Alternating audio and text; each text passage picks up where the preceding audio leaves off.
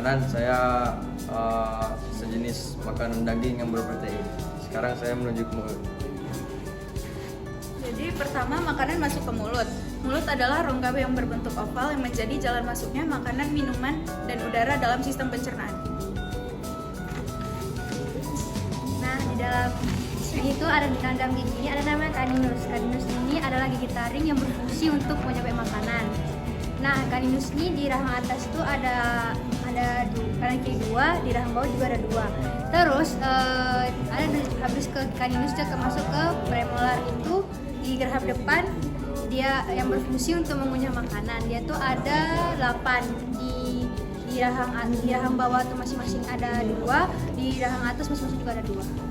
Di sini terjadi pencernaan mekanik yang dilakukan dengan bantuan gigi.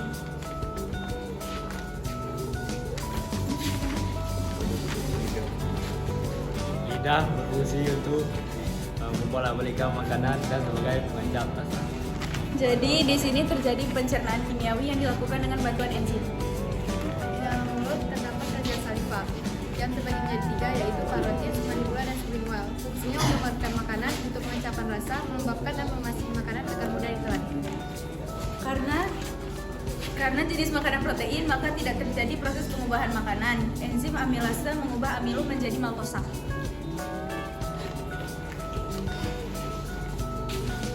Setelah kefaring, makanan telah menjadi mulus. Faring itu berfungsi untuk membawa makanan dan cairan menuju ke dalam esofagus. Di dalam faring terdapat epiglotis yang memisahkan makanan memasuki saluran pernapasan.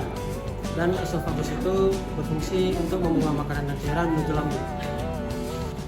Lambung adalah organ yang berbentuk huruf J yang terletak di rongga mulut di sebelah kiri di bagian bawah diafragma. Lambung terdiri dari 4 bagian, pudus, kardia, badan, dan pilorus. Kelenjar lambung menghasilkan 2-3 liter cairan yang mengandung asam klorida yang di pencernaan, air, glukos, dan garam yang berfungsi untuk menyimpan makanan 2-5 jam, memproduksi timus, glukus, dan mencerna protein, lemak, dan karbohidrat. Hati berperan dalam produksi cairan empedu yang bertugas membantu dalam proses pencernaan makanan.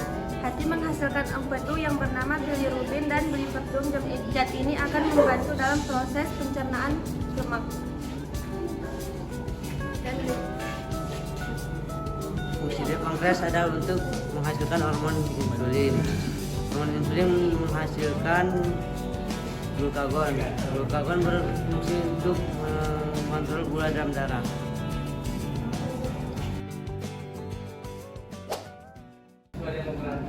Duodenum berfungsi untuk mengambil makanan yang telah dicerna melalui pilorus dan menuju ke jejunum.